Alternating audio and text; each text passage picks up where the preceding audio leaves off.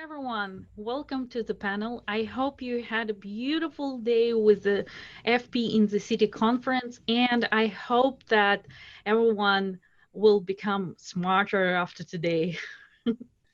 So I would like to ask our guests where they coming from, actually, where they are, and introduce them as well, and then move to the Scala 3 discussion. So I will start from Adam Warski, and Adam is a Software Mill CTO, and he's in Warsaw. Am I right? Yes, that's correct. Everything's Yes, right. and before the panel, I asked everyone to share a fun fact about them. Yes, and Adam actually said that software engineering is not real engineering. Why is that? What is real? Well, can you touch it or feel it and so on? No, but I guess people make fun that it's not really proper engineering. That's why I'm trying to make up for it, as I wrote to you. Yes. So carpenters, carpenter, yeah. Yeah, very, That's very not a fun basic fact about you, carpentry. though. Sorry? That's not really a fun fact about you. It's more a fun fact about engineering, right? Yeah. No, I guess the fun fact was that I'm trying to make up for not being a proper engineer, and so I built a small house for the kids, and it's still standing after a year, so it's not a total disaster. I hope your libraries will stand more than a year too. Okay, Luka, let's move to you. So you're a software engineer based in New York, and fun fact about you that you barely used subway in New York, right? Yep, I bike everywhere. I'm taking my European influence to New York and applying it here, and it's worked really well so far. Their sandwiches are awful anyway. Say what? The Subway's sandwiches are awful anyway. I feel like they're not as bad as people think. Like every time I've taken, they're like, "Oh, you have actual like AC in the subway. That's really nice because we don't usually, or we didn't." No, I was making a bad joke about Subway, the sandwich shop. Oh, I completely missed that. Sorry. Okay, bad joke, John. Yeah. John is a long user of Scala. Probably he started to use Scala before most of us heard even about it. So, fun fact about you, and I have to read this. One of the following is true. John once developed a Java applet for the White House. John once developed a Flash animation for Buckingham Palace. John once developed an ActiveX component for the Vatican. Dear panel, what is true? Oh, only Has to be free. The Buckingham Palace, of course. I think it's the ActiveX. Guillaume thinks ActiveX. Luka? Yeah. I'm gonna go for Buckingham Palace just based on location. It's more of a. Adam, what do you think? Adam Fraser, does anyone think I developed some code for the Pope?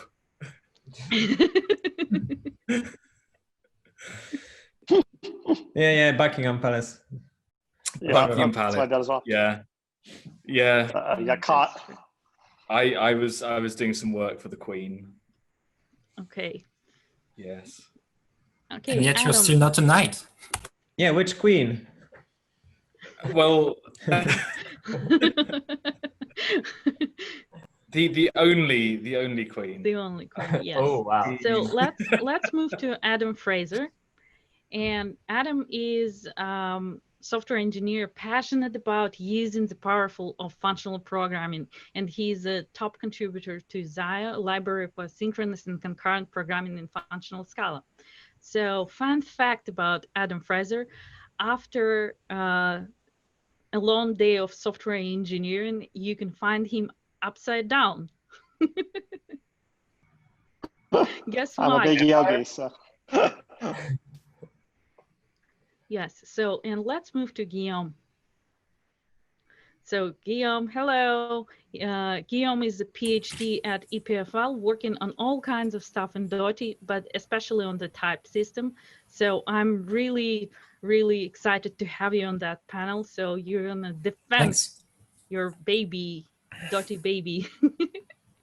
Yes, and fun fact about you, actually, I think this is while you are waiting for Scala to compile, you can count up to 2 power 20.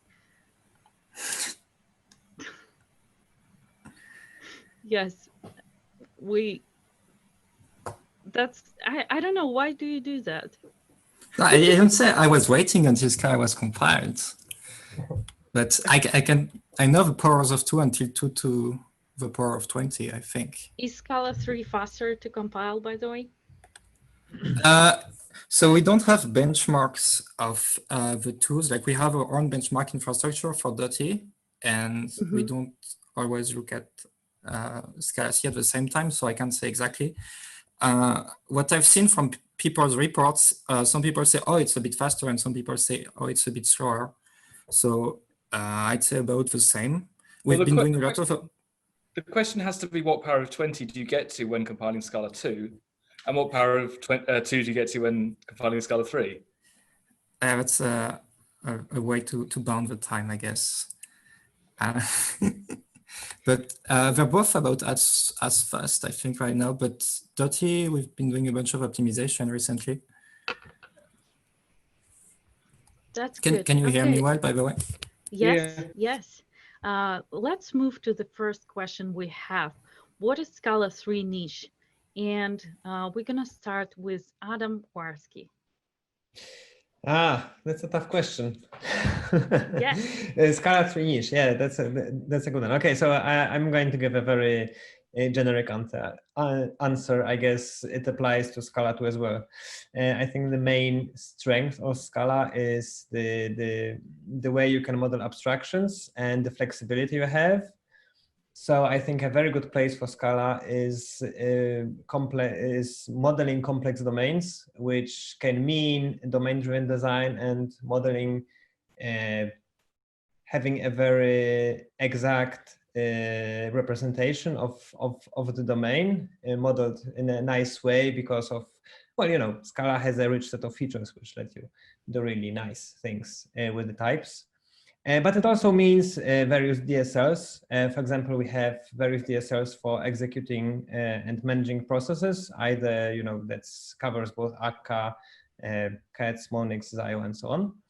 And I think that's also a niche for Scala for the exact same reason, because you can create really powerful abstractions and hence create executable DSLs, which you can model, which you can use to model these concepts.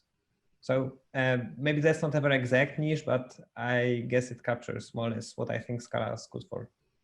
Yeah, there is a follow-up question from the audience. Is Scala 3 web scale? Oh, of course, of course.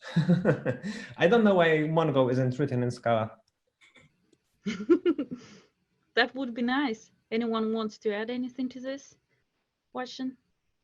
I could say that Scala, there's probably nothing new for Scala 3 in the answer to this question, but Scala's always been the intersection between an expressive language that can give you more natural and more closer to the model ways of representing the things you want to talk about in your domain, the things you want to express, and robustness and safety, and being able to define those things in a way that makes them safe to safe as a in terms of type safety, as a way of representing the thing you want to you want to represent.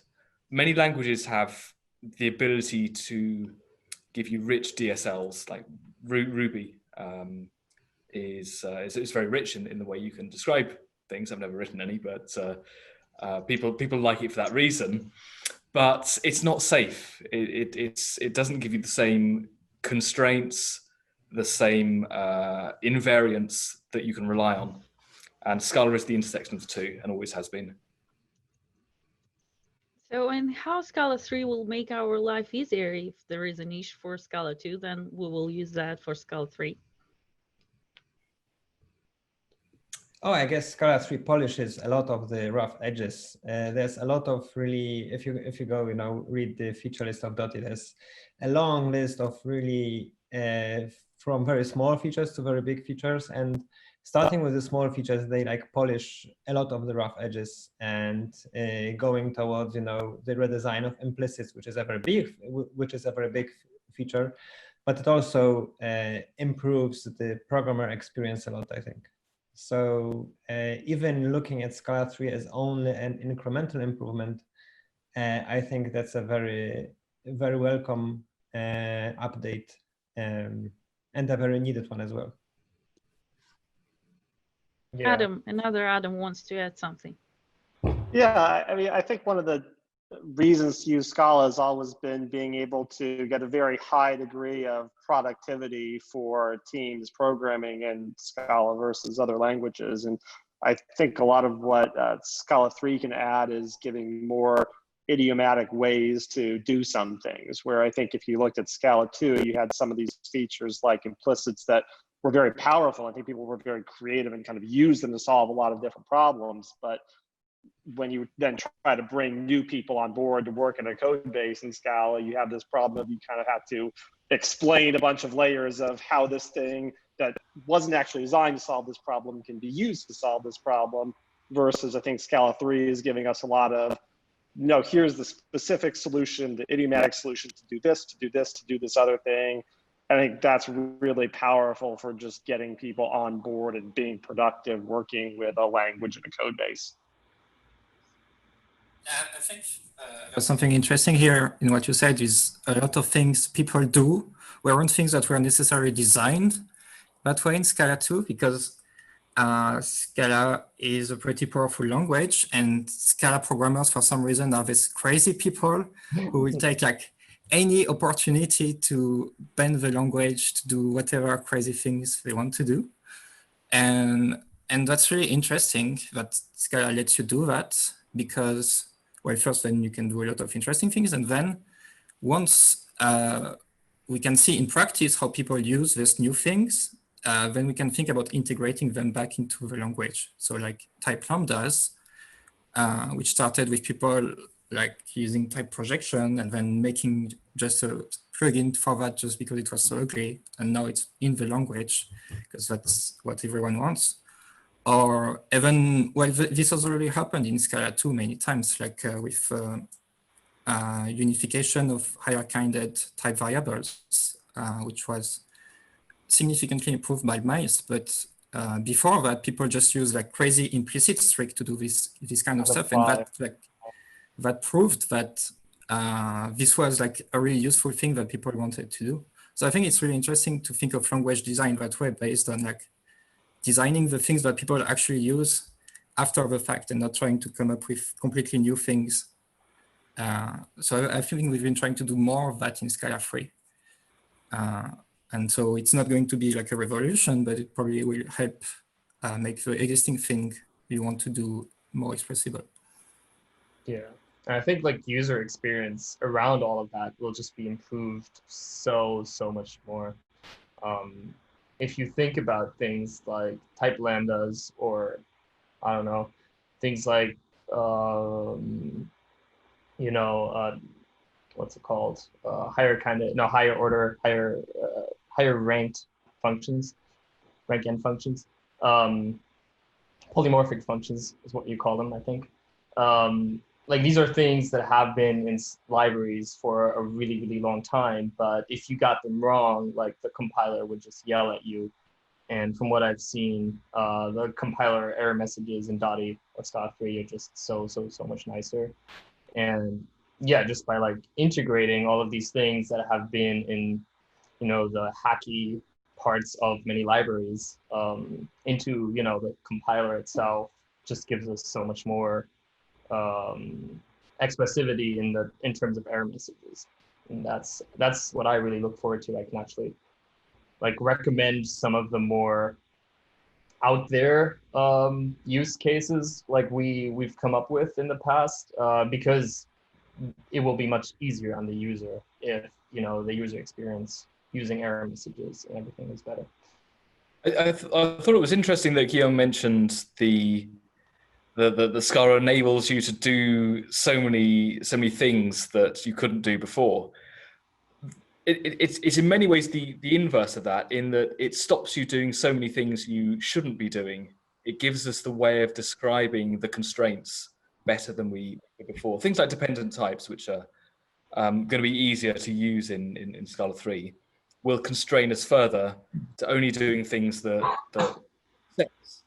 And the point Luka brings up about error messages. Previously, I mean, I've written some libraries that use all kinds of fancy type level tricks to stop you doing things I think you shouldn't be doing. But the error messages you get are not, they don't really help you. They stop you, but they're difficult to interpret. If that can be better in Scala 3, if those things can be presented in a way that's actually more instructive to the user, that will be, it'll make Scala maybe less mysterious, less of a less of a challenge to decode the messages that come out of it into actions you should take. And I think yeah, there's a bit of a trend towards better error messages, and I think Rob Norris has been working on some interesting projects with like really useful, really informative error messages that tell you exactly what you need to do to fix the problem. And I'm kind of inspired by that, and I'm looking to include things like that in Fury on the build side to kind of help you get beyond whatever your most immediate problem is. Yes, let's move on to backwards compatibility with Scala 3. How backwards compatible is Scala 3? Pedro is asking from the audience. I can tell you a very small experience report. I've been compiling STTP client for Scala 2, 11, 12, 13, and 3. And I only needed to make very minor changes. Like there was one compiler bug where I was doing unsafe things anyway that I encountered, and I had to remove some type projections, but it was like a quick fix. So it's simple code, so it's probably not very representative, but that worked without any problems. So yeah. I want to hear from Luka on this, because I've seen him working hard on the cats part. Yeah, I think in terms of like backwards compatibility, there is a lot that that just works, you know. And I think the Dottie team has done an amazing job at, you know, giving us tools to just say like, hey, this is, you know, compile this with version 0.27 RC1, and, you know, SPT Dottie and all of that. Regarding cats, it's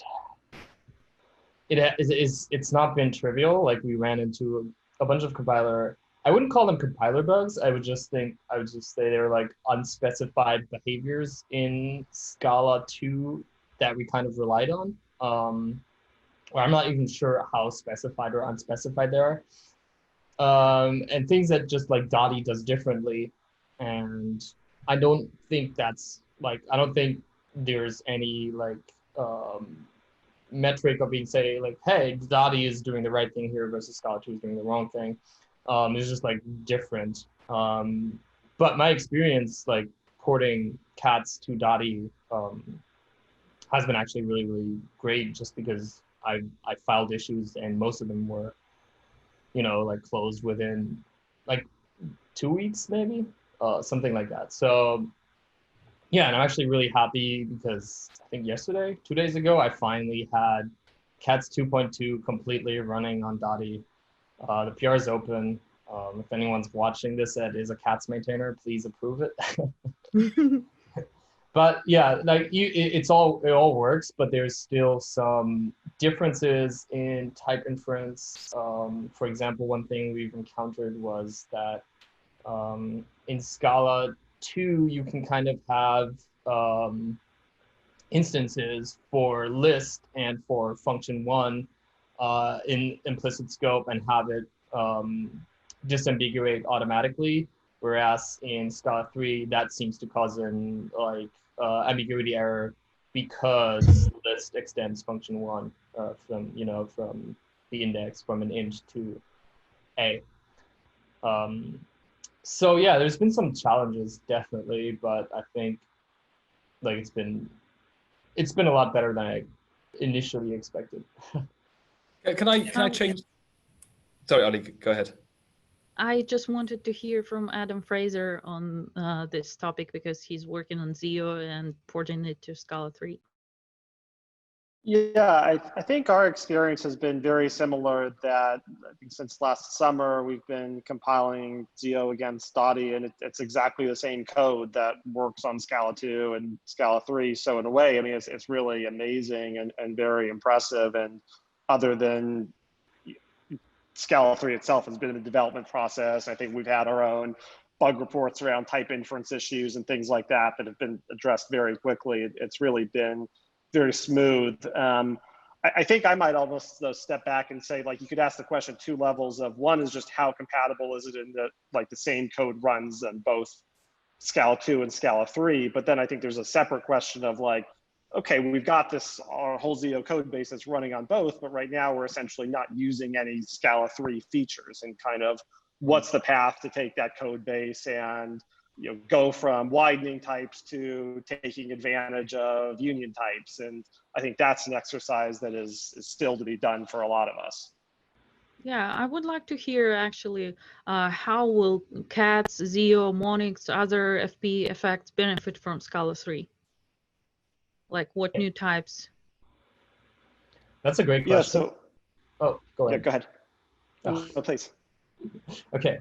So I think in terms of like cats, union types, union types and product types, union types and intersection types are actually something like I've experimented with in the past. And you can kind of come up with like new similar abstractions. I think that's really exciting. And the other part, of course, is the explicit type class support. And some of the things we do right now, such as the Scato encoding, which is basically solving the problem of having like diamond-like hierarchies, and using a context bound gives you implicit ambiguities. And I still hope that will be fixed in Scala 3. I don't think there's like an official promise on that. But that that opens up so much more of the design space, and also things again like polymorphic functions. We can basically replace function K with that.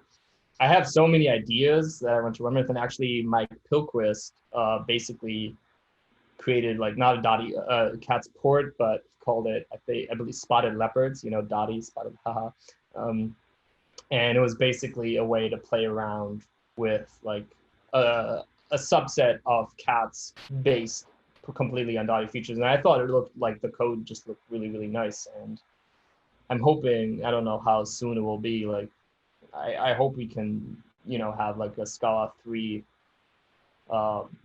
build, like native build or whatever you want to call it for cats in the next 5 years, maybe. Like, maybe that's conservative, but probably Scala 2 will be along. Well, that would be like a fork, right? That would be like a separate project in a way, because you would basically have to diverge the code bases.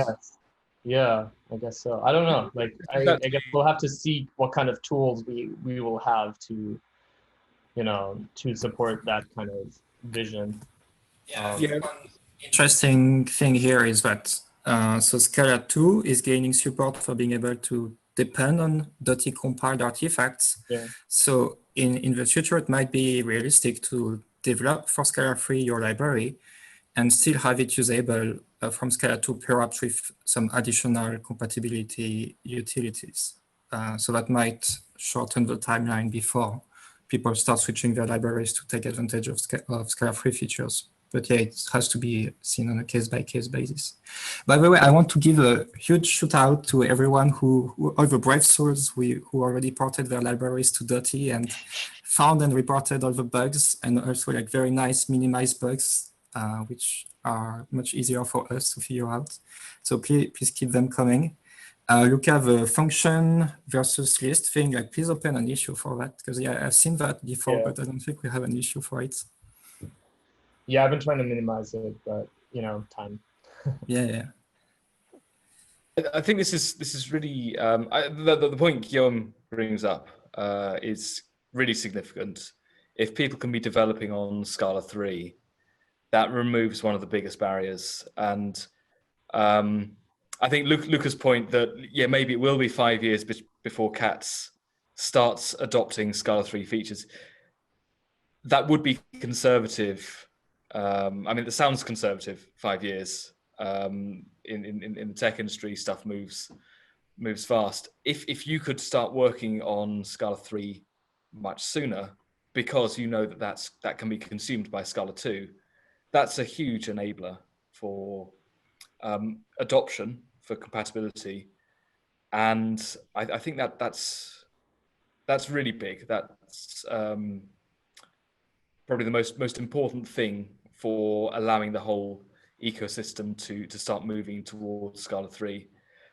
Because the prospect of maintaining 2 different forks or 2 different versions of the source code really doesn't appeal to me, doesn't appeal to probably most people out there. And the library maintainers are the people who would have to bear this burden.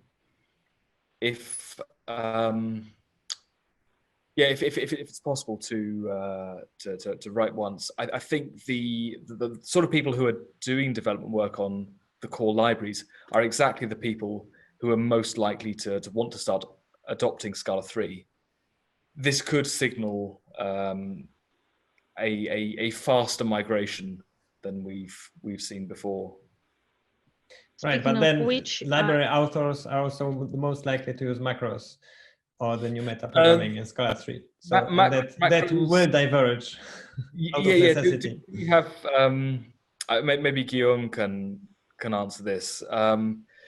If the library that you write that has been adopted by lots of other, as a dependency of lots of other libraries, uses macros, and you are a developer who would love to write it in Scala 3 metaprogramming, does that still give you the option of it being used by Scala 2?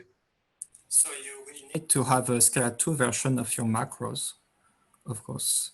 And actually, there's this thing called dual macro, which has been implemented recently by Jamie, which gives you the ability to have like one jar, which has both the Scala 2 and the .e macro. So you can still have your Scala 3 artifacts, which is consumed from Scala 2. But just when you try to call a macro, it will call the Scala 2 version, which has been compiled by Scala 2. So there are ways to do things, maybe. I can't wait for somebody to use this feature to implement completely different behavior on Scala 2 and Scala 3. Okay, we were talking about adoption and how that can be done by adopting that in libraries in ecosystem, but I would like to touch on teaching Scala 3 topic. So, and I know that John is advisor for Scala 3 at Virtuous Lab, and John also does some training on Scala 3. Can you please share your experience?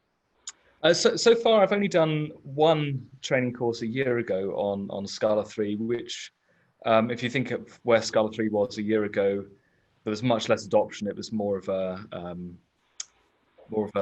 it was real, but there weren't many people using it. So I did that training at Scala Days in Lausanne, and people were interested, but they were interested as curious people rather than people who had this prospect of needing to upgrade their code base from Scala 2 to Scala 3. I think it's going to be a while before we see people with an actual need to migrate code or to learn Scala 3 instead of Scala 2. Most people out there, most companies are going to be adopting Scala 2. And even today, if someone wanted to adopt Scala, I would say use Scala 2. If you're expecting your business to need to hire people and need to be compatible with existing libraries. But I would hope that a year from now, I'll be recommending Scala 3. I hope that the focus will be on Scala 3 maybe less than a year from now, maybe 6 months from now, I can say to people, if you've got a startup, you want to use Scala, you should use Scala 3 because that will give you the best development experience at the moment. In terms of teaching Scala 3, I can't reveal too much because there's a launch coming up later this month with Virtus Labs on a project we've been working on, an educational project for Scala 3. If you go to scala.zone, you can sign up and find out as soon as information becomes available. But for now, I'm going to be a little bit mysterious. But we are working on improving the means of education in Scala 3. We are treating Scala 3 as Scala. So if you go to Scala Zone, you want to learn Scala, what we will teach you is Scala 3. And that will be revealed a little bit later this month. And it's been a project I've been working on for most of this year, alongside Fury. And yeah, without revealing too much, I'm quite excited at the prospect of there being this new site, Scala.zone, where you will be able to learn Scala 3. I guess one thing that's quite promising in Scala 3, sorry, just a short thing, is, for example, when you look at the new implicits, right?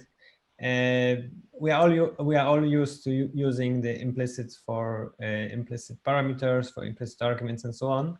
But I think even the naming, the given and the using, that's much more approachable. And I think if I would come to Scala now, it would be way easier for me to understand what are these weird constructs for if I saw given this instance and using this instance. So like it reads much nicer. So I guess that's also quite promising, and for teaching the concept, that's quite a cornerstone for the whole Scala language. I think a lot of education of Scala 2 would often focus on details that were the things that preoccupied the teachers. Things like, a lot of Scala 2 courses I saw would focus on tail recursion. And because that was like one optimization, which was the focus of functional programmers who cared about that.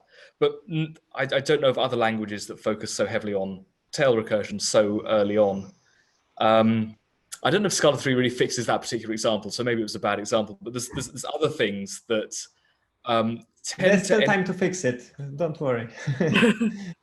There are other things that kind of get pushed to the forefront with teaching Scala that shouldn't really be the highest priority. Obviously, I'm struggling for good examples at the moment, but Scala 3, I think, removes many of the quirks in the language. It's an easier language to teach. Okay, here is an example. If you want to talk about data modeling, in Scala 2, you would need to teach sealed traits and subtyping and case classes, what sealed means, and yeah, you need to know the concept of subtyping. In Scala 3, you would teach enums, and that is that relates much more directly to any domain you are modeling, which means you can teach enums. You don't need to teach the details of how it is implemented, but people can start using it straight away without needing to understand 3 different concepts which come together in order to implement this feature. One quick question from the audience about enums. Are we getting nested enums? Not 0.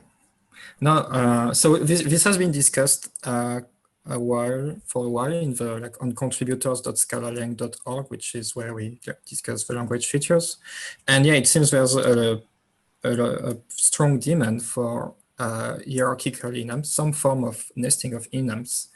But there hasn't been, I think, like a complete proposal of how that will be done.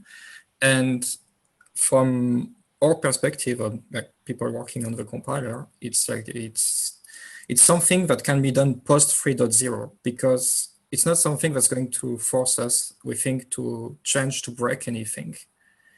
So we've been concentrating on getting the basic enums right, which is already tricky enough. Like there's actually still like Jamie is currently like making PRs to tweak the type inference, to tweak Java interop, all that kinds of things. And that's already like quite a bit of work. But once we've done that, once we've released 3.0, then we can add nested enums, of course. Guillaume, can you talk a little bit about MOOCs and how they're going to be updated for Scala 3 and other learning materials? Sure. So EPFL has a few MOOCs in Scala, which have existed for many years now. And so Martin Orderski is currently recording new versions of the functional programming. I think it's called functional programming and functional reactive design on functional design in Coursera. But so the two free courses, the two main courses, are being recorded again, not just because of the MOOCs, but because we actually use them at EPFL to teach students. So we've been teaching students using .E functional programming for a couple of years now, which has been a great way to fix bugs and find interesting issues, including in the tooling like IDEs and all that kind of things. And so last year, Martin gave the course live, and this year he's recording new videos, and we're going to give that to students and also to everyone else in the world. Interesting question came. Which platform, JVM, JS, native, do you think is the future of Scala? And we didn't talk about JS or native. And I know that John has something to say about native platform. A little bit. So Scala has always primarily been a JVM language. I think 90-something% of users are writing Scala for the JVM. I think many of the benefits of Scala are in scalability, which JavaScript as a target language, target platform doesn't really provide because it's mostly running in people's browsers. Native, that's a different story. But still, the JVM is king on like scalable backend systems where Scala is probably most widely used. It's its biggest niche of its many niches. Scala 3 has Scala.js support already, experimental, which is fantastic. It was released just a few days ago, I think. Yeah. So you can add some compiler flags, I think, and it will output JS files. And VertusLab, through their work with the Scala Center, are currently working on bringing Scala native, first of all, to Scala 2.12 and 2.13. 2.12 is virtually done, I'm told, so that will be released in the next 2 weeks. Scala 2.13 is not such a big change over Scala 2.12, at least in the compiler implementation. That will come not much later, so this year. And we'll also get Scala native running on Scala 3, we hope next year. And Wojtek Mazur at VertusLab is heavily involved with that. He's working closely with the Scala Center and EPFL on giving new impetus to Scala native. And I think if people have been following progress on Scala native over the last 4 years or so since its inception, Dennis Shabalan did an excellent job of creating Scala native. I think he learned a lot from the experience of Sebastian on Scala.js to produce something which was generating LLVM code and making runnable binaries pretty fast. I was impressed by how quickly we got Scala working on LLVM and natively. And I think due to the nature of the way a PhD works, there's been less recently. Dennis has, I think, completed his PhD now, and Scala native has moved to needing maintenance. And the last couple of years, I think, has been a little bit of a lull, a little bit of a sort of less activity seen. But that I think will change next year. And one thing, I had a long chat with Wojtek and Eric Richardson, who you maybe know has been doing a lot of work with teaching people Scala native. And there's this prospect of potentially having online courses where people can program Raspberry Pis, for example, to run Scala native.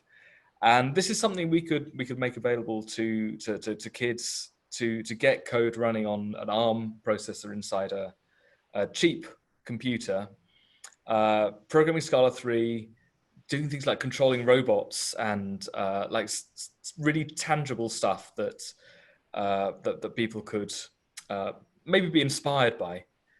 That would be my ideal projection of Scala native over the next year or so, and that could be a reality thanks to the work that's going on. You asked whether I see the future of Scala on the JVM, JS, or native. I think one important thing that needs to be done is to make it very easy, very obvious, very clear to anybody who wants to use Scala how they run Scala in their particular platform. Now that could be in the web browser, that could be on a Raspberry Pi, that could be on their backend server, but it could also be, how do I run Scala on Amazon? How do I run Scala in Docker? How do I run Scala in Google Cloud Platform? Yeah, and there is a question about Amazon actually, which is anything in Scala 3 that would improve how AWS Lambda development was done, with package size or cold start faster, make it faster. But I guess the cold start problem is a JVM problem, not a Scala problem. Yeah. And there's one more option, I guess, that's worth mentioning when we talk about native, and that's GraalVM and native image, which is, I guess, like, it's not for robots and not for embedded stuff. But if you want a small binary that has quick startup time, that's also something to consider. However, you get very, very slow compilation time. Like even in Scala standards, it is slow.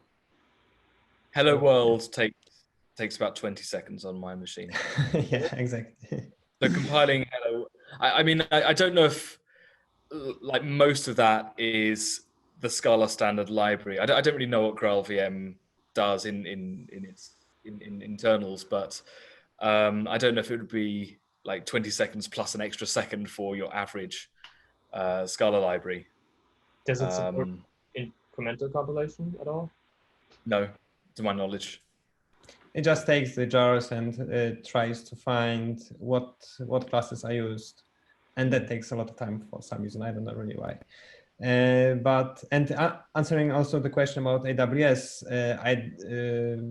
another aspect would be if maybe the Scala standard library would be modularized using, you know, the Java module system, so that only some of the modules could be loaded. Maybe that would be a way to reduce the package size, but I don't think I heard anything about that happening, but I might be wrong, of course. Maybe you should talk to Virtus Labs about it. So as in, please do it, or?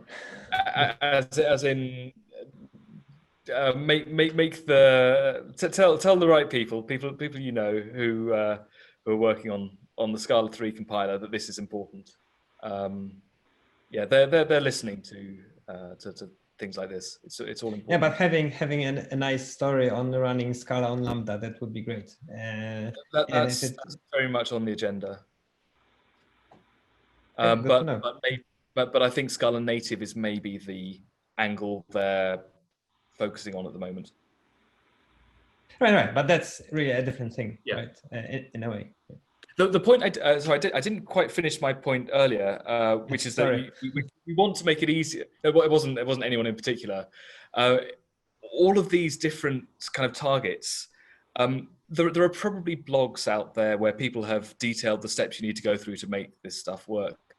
I think there's an educational problem in making it much more obvious and much clearer to people that Scala can run on these things and giving people easy ways to do it.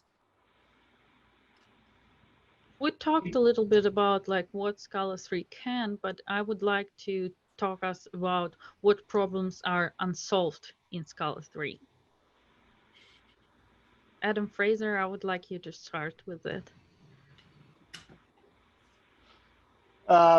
So I think one thing that I think we have more tools to solve with Scala 3 that probably is not fully solved is intersection types and creating them polymorphically. So you could say, we know that an A with B has all the methods of A and all the methods of B.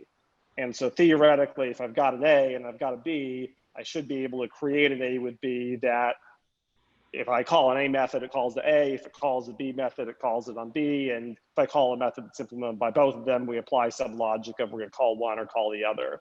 And I don't think that wasn't possible to do fully polymorphically in Scala 2 without using macros, or Zio has kind of its own machinery that it's developed to try to address that problem. And I don't think that's fully addressed in Scala 3 yet, though I'd love to be proven wrong. But I think there's some more tools we have now may let us solve that problem. Yeah, I don't think there's a generic solution to that problem really, but it's kind of the records problem. Like you want to be able to say, oh, I have a thing with this fields and a thing with this other fields, and I want to like take the union or take the disjunction or exactly do that kind of things. I think if A and B are record types, then it becomes easier. Right. Yes, but what if exactly. they're not? But even then, yeah, there's no. I mean, it's complicated. I don't think there's any good solution so far. I mean, there's things in other languages like raw polymorphism. I think in PureScript, for example. In Dotty, we have structural types which existed in Scala 2, but are like more, like you can do more with them in Dotty because you can like program what it means to call a method on a structural type. So that's like the start of an answer, but yeah, there's still no, like more research is needed, I think. Yeah. I think that's actually really interesting about Dotty, that it gives you both, like, it gives you control over that in the sense that, intersection types, if you can't get it done if you need to do it polymorphically, you can always go back to product types. And if you can't get it done with union types, you can always go back to some types. So I think like having both of those, or all four of those, gives you like a much richer sense of like solving problems with types. I guess one more thing that's also not solved, and I think it's a common problem when doing data science, is serializing things. So that's something maybe that can't be really solved by Scala, because that's again the underlying platform issue, the JVM, that you can't really serialize a function and send it over to another node. So I guess that problems remain in Scala 3 as well. I would maybe highlight a more general problem that Scala's always had, which is that there are many different ways of writing Scala. It's a very rich language, and people find it hard to read other people's code and understand it. People find it hard to know many people find it hard to read code and know what it's doing, but also to write code which effectively uses all of Scala's features. I don't know, I'm not sure I want to say sensibly, but reasonably. I see there's a pattern I frequently see, which is that someone comes to Scala from another language like Haskell or Java, and discovers there's all these wonderful features. They learn some subset of them, and they find that that subset gives them so much more power than they had before, and they go and implement everything they previously had using this little subset of features, and you end up with some very esoteric styled code, which works and it's fine. And Scala is very capable of having different like esoteric collections of features which are used that all do the same thing in different ways. And then other people will come along and try to understand that, try to maintain that, and maybe even want to change that code for their own like eigenvectors in the Scala 3 feature space, to do the things they need to do. And it is very difficult for people to come along and say they know Scala and go into a project and start being valuable to that project straight away. There's always this learning process that needs to be gone through to understand the style and agree on the style, and not just libraries, but sort of fundamental features that will be used or won't be used. Speaking of people who are coming from other languages, for example, could you please recommend one feature, single feature that would make Scala, Java, or Kotlin developer want to try Scala?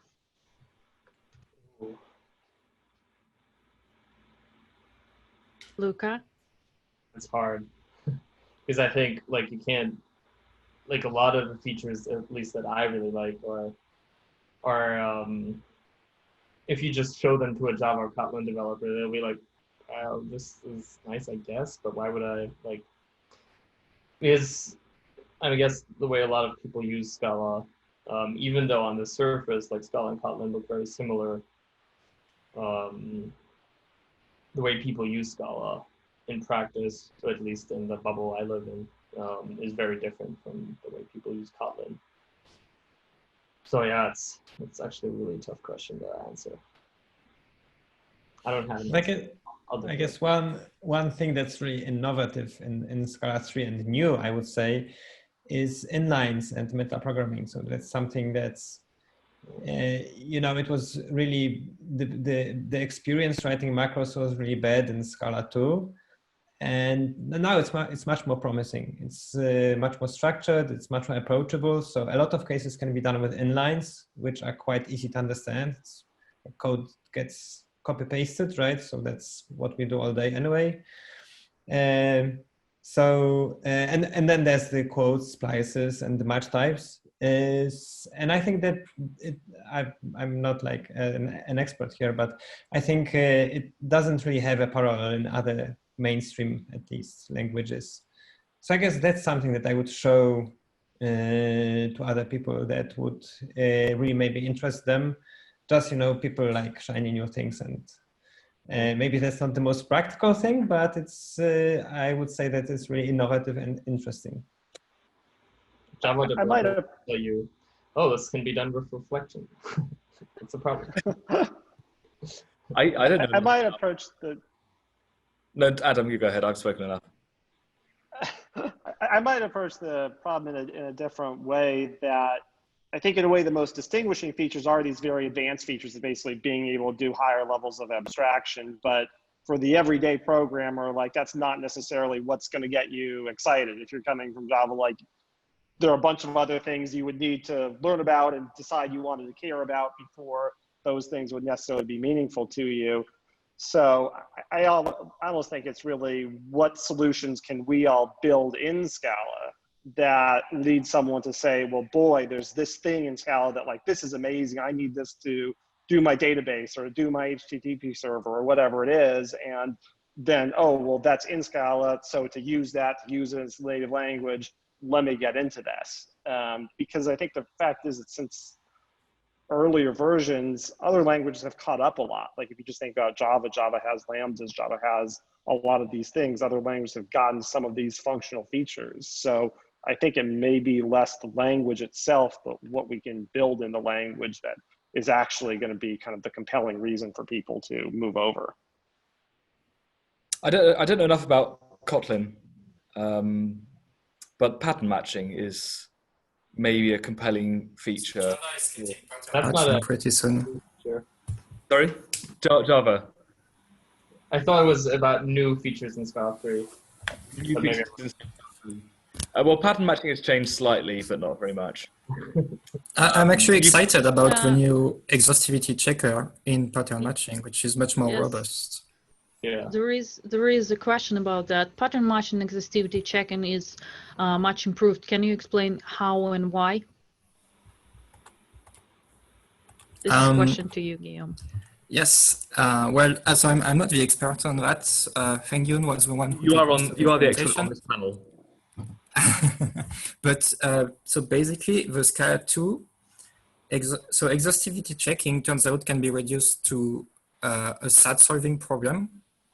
And the Scala 2 exhaustivity checker literally like implements a SAT solver, which, I mean, some people understand how that works, but it's very complicated. I think the implementation is pretty long, and it's very tricky to improve and to fix bugs in from what I've seen. It's been improved. Also recently there has actually been improving just the defaults of when to check things in Scala 2, which already improves usability, but there's a bunch of small issues, small bugs with it. By contrast, the Dotty implementation is a much more direct thing, trying to solve the problem of how do we do exhaustivity checking in Scala. And it's just really nice.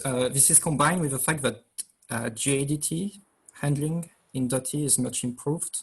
So we actually know when you have a case from some class with some type parameters, we know exactly how this relates to the thing on which you're doing a pattern match on. And that means like the compiler can actually figure out much more precisely what you're trying to do and give you better errors, and like not tell you that, oh, this case is missing, because it actually can tell, oh, this case can never be found because of all the constraints from the way you set up your case class hierarchy. On the exhaustivity checker, one of the problems with Scala 2 was that when the exhaustivity checker ran, it would tell you if you'd missed a case, but sometimes it wouldn't run and it wouldn't tell you that it hadn't run. So you didn't benefit from knowing that you didn't know that you weren't being told about exhaustivity. Is that changing in Scala 3? Yeah, it's also changing in Scala 2, maybe. Dell has a PR which changes the defaults, which are mostly about things like if you have a guard or if you have an extractor, by default Scala 2 just said, oh, I can't say anything about this, when you can actually say things. You can always say, well, I'm not sure, so you're probably missing a case here. So Dotty does that, and Scala 2 will probably do that. There are still situations where we don't run the exhaustivity checking. I think the main one is if you're matching on a type which is not sealed, which is just some open thing. By default, Scala has never like done exhaustivity checking on that to tell you, oh, you need like a default case. And there's like been some debates on whether that should change. That would certainly add a lot of warnings to existing projects where you're pretty sure I know all the cases that are here. So besides that, I think it's mostly complete now and can be relied on. And I think, yeah, we have a compiler flag if you want it to be completely strict. Okay, we have just 2 minutes. So I would like us to wrap up with the question, what we should do after 3.0 is released. And Guillaume, please start the discussion. It's a very good question. I think there's a lot that will be like after it's going to be released. I anticipate a lot of people are going to actually use it for the first time, and we'll have a lot of feedback to deal with and things to iterate on. So it's really hard to say now what this is going to be. I mean, one thing which has been like moved for post 3.0 is like nested enums. So that's a big one. And I'm sure there's going to be a lot of polishing, a lot of thinking about what kind of compatibility do we want, what kind of binary compatibility, what kind of tasty compatibility for like evolutions of the language, which we have like put off so far because we're just trying to really